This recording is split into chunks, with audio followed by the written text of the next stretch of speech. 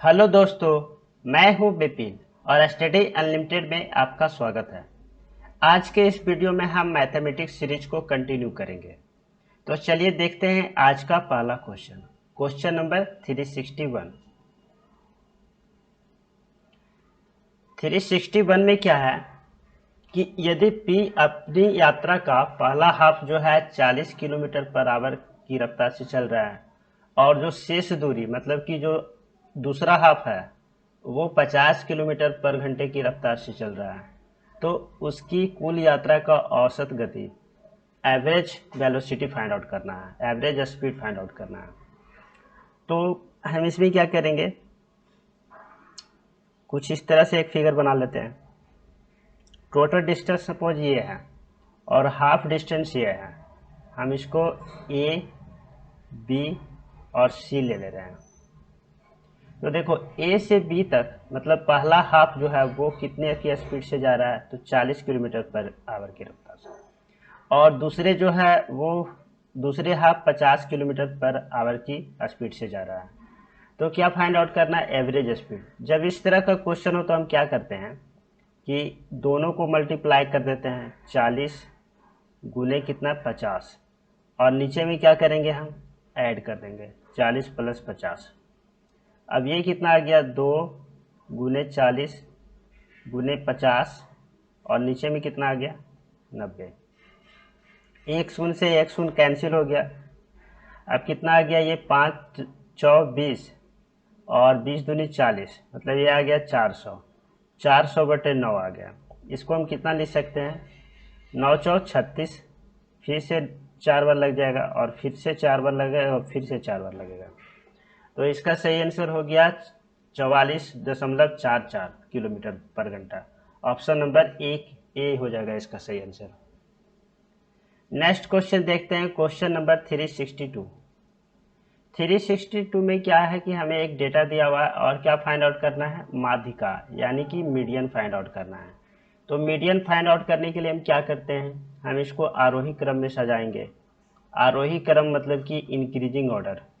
तो increasing order में सजाने के लिए हम क्या करेंगे, सबसे पहले हम छोटा लेंगे, मतलब पहले 1 आएगा, उसके बाद कितना 3 आएगा, फिर 5 आएगा, उसके बाद 6, फिर 9, फिर 11 और फिर 19।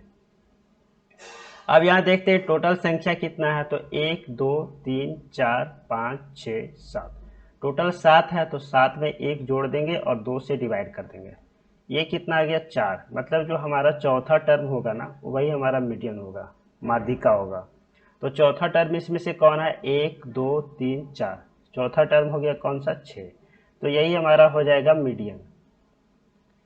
ये मीडियन जो होता है ना, जनरली वो ऐसा टर्म होता है जो कि बिल्कुल मिडिल में होता है। अगर इसके लेफ्ट साइड देखें तो टोटल कितना 3 नंबर है और इसके राइट साइड देखें तो टोटल कितना है 3 नंबर है। तो इस क्वेश्चन का सही आंसर हो गया option number B. Next question देखते हैं, क्वेश्चन नंबर 363। 363 में क्या है कि x की लंबाई 5 फीट है और उसने ध्यान दिया कि उसकी परछाई की लंबाई कितना है, 3 फीट है। x क्या है, एक पर्सन है और उसका एक्चुअल लंबाई कितना है, 5 फीट है, जबकि उसकी परछाई की लंबाई कितना आ रहा है, 3 फीट आ रहा है। उसके बाद उसने नापा कि स्कूल की इमारत की परछाई कितनी आ रही है, 30 फीट बनती है। तो स्कूल की इमारत की लंबाई ज्ञात कीजिए।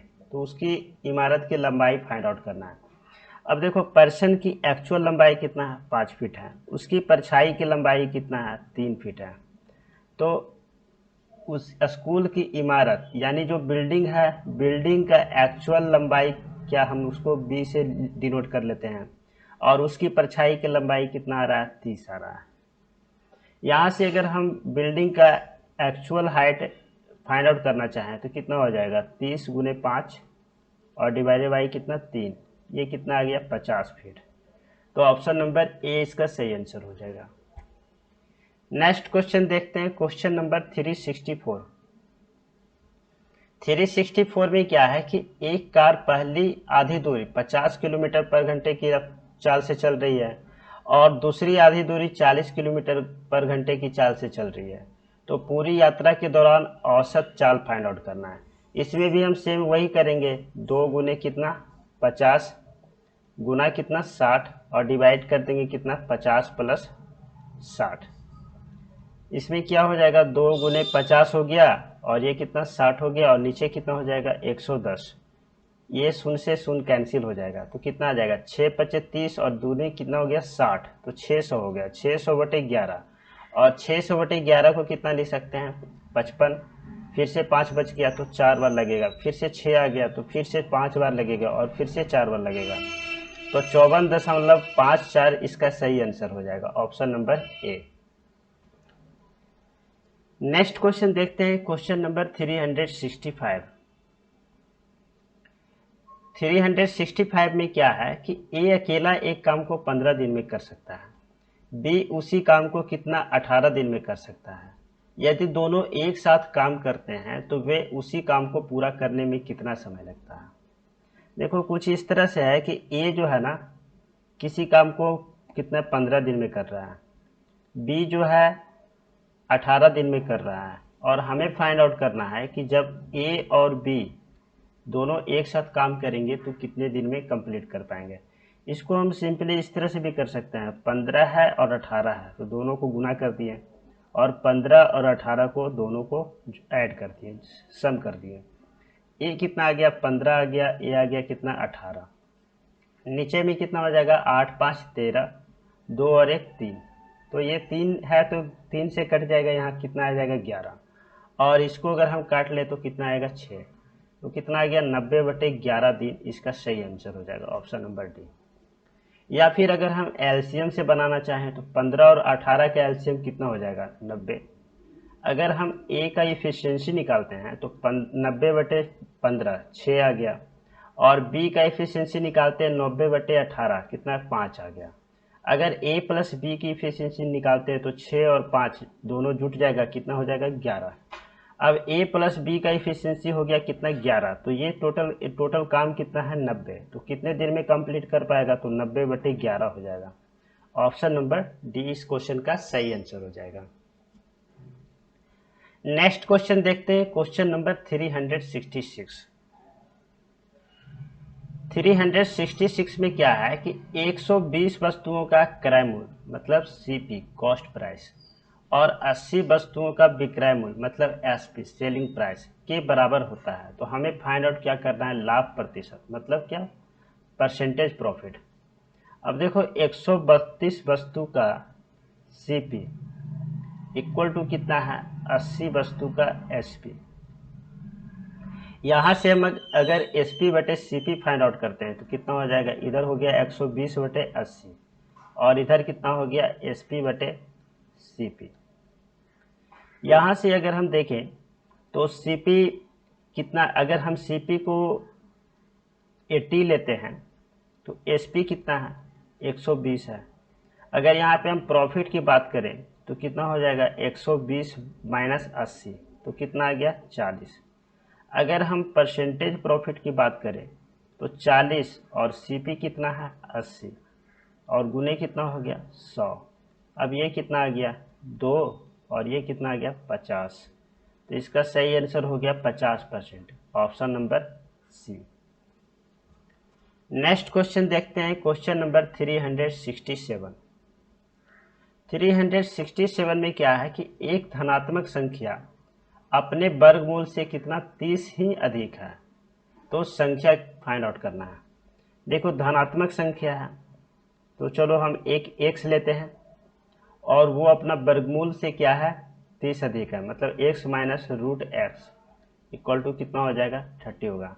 या तो हम डायरेक्टली ऑप्शन से कर ले, नहीं तो फिर इसे क्वाड्रेटिक इक्वेशन पे हमें सॉल्व करना पड़ेगा। अगर यहाँ से हम 16 लेते हैं तो कितना होगा 16 माइनस 4, ये तो आ रहा है कितना 12 आ रहा है, तो ये नहीं होगा। अगर 36 लेते हैं तो 36 माइनस 6 कितना हो जाएगा 30, तो यही हमारे क्वेश्चन का आंसर हो जाएगा। बाकी दो चेक करने का जरूरत भी नहीं है। नेक्स्ट क्वेश्चन देखते हैं, क्वेश्चन नंबर 368। 368 में क्या है 25/7 है, 15/28 है और 20/21 है, और हमें क्या फाइंड आउट करना है एलसीएम फाइंड आउट करना है। तो जब भी हमें एलसीएम फाइंड आउट करना होता है तो हम क्या करते हैं, ऊपर में जो है अंश वाले का हम क्या लेते हैं, एलसीएम लेते हैं। तो हम क्या करेंगे, 25, 15 और 20 इसका एलसीएम ले लेंगे, और नीचे में जो आ रहा है, हर में जो आ रहा है उसका हम एचसीएफ लेते हैं। तो 7, 28 और 21 आ जाएगा। अब देखो, अगर इसका एलसीएम फाइंड आउट करना है तो क्या करेंगे, हम सबसे बड़ा टर्म लिखेंगे, कौन सा आ रहा है, 25। अब देखो 15 में क्या होता है, 5 होता है और 3 होता है, तो 5 तो ऑलरेडी इसमें आ चुका है, तो हमें 3 से गुना करना पड़ेगा। ऐसे ही अगर हम 20 में देखें तो क्या होता है, 5 और 4 होता है, 5 ऑलरेडी आ चुका है और 4 नहीं है, तो 4 से गुना करना पड़ेगा। और अगर एचसीएफ की बात करें तो एलसीएफ क्या हो जाएगा, हम जो छोटा संख्या होगा उसको हम देखेंगे, तो कितना आ रहा है, 7। अब 7 से तीनों में हम भाग दे करके देखते हैं, तो 7 से ये भी कट रहा है, ये भी कट रहा है और ये भी कट रहा है, तो हमारा एचसीएफ कितना आ गया, 7 आ गया। अब 25 को अगर हम 12 से गुना करते हैं तो कितना आएगा, 25 को अगर हम 4 से गुना करते हैं तो 100 हो गया, और 3 से गुना करेंगे तो कितना हो जाएगा, 300। 300/7 इसका सही आंसर होगा, option number A. Next question देखते हैं, क्वेश्चन नंबर 369। 369 में क्या है कि एक समान बॉक्स के आयाम 80 सेंटीमीटर, 60 सेंटीमीटर और 40 सेंटीमीटर है। मतलब 80 सेंटीमीटर लंबा हो गया, 60 सेंटीमीटर चौड़ा हो गया और 40 सेंटीमीटर इसका हाइट हो गया। अब क्या है कि बॉक्स को ढकने के लिए कितने वर्ग सेंटीमीटर कपड़े की आवश्यकता पड़ेगी। मतलब हमें यहाँ पे क्या फाइंड आउट करना है, अगर इस तरह से हम सपोज एक बॉक्स लेते हैं,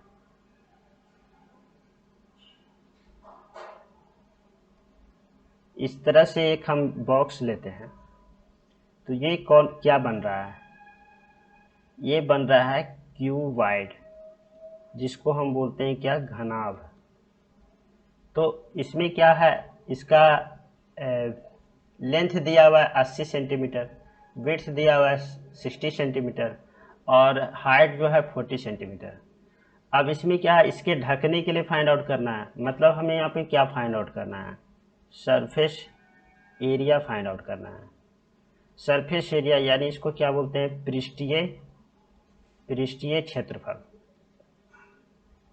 तो घनाभ का या क्यूबॉइड का जो सरफेस एरिया होता है वो क्या होता है, ये होता है 2 into L into B plus B into H plus H into L.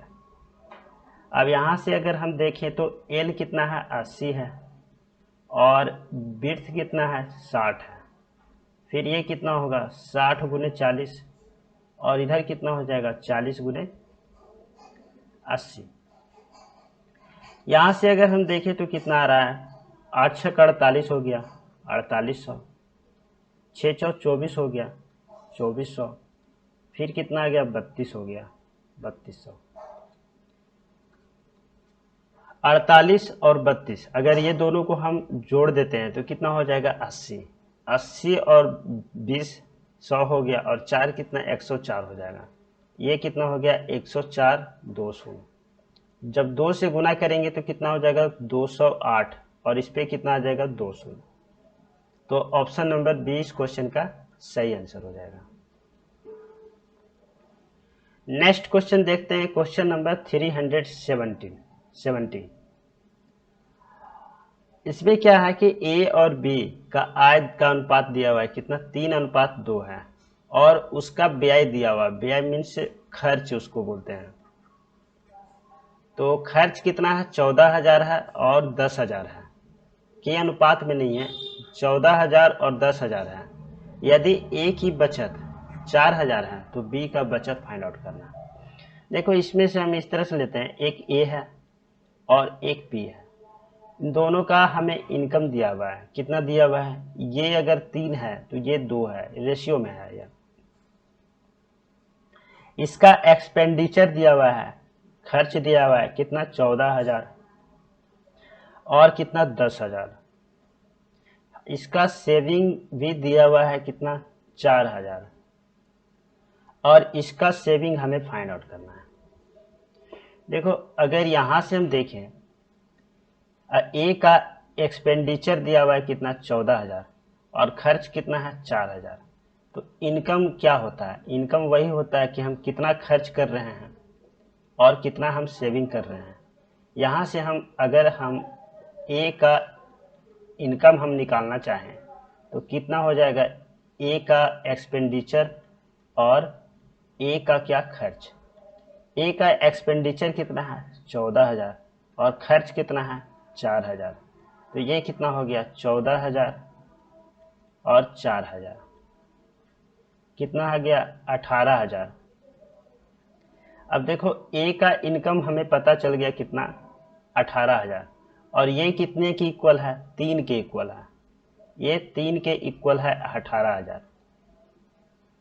हमें अगर बी का इनकम फाइंड आउट करना है तो हमें 2 का वैल्यू निकालना पड़ेगा और 2 का वैल्यू कितना हो जाएगा?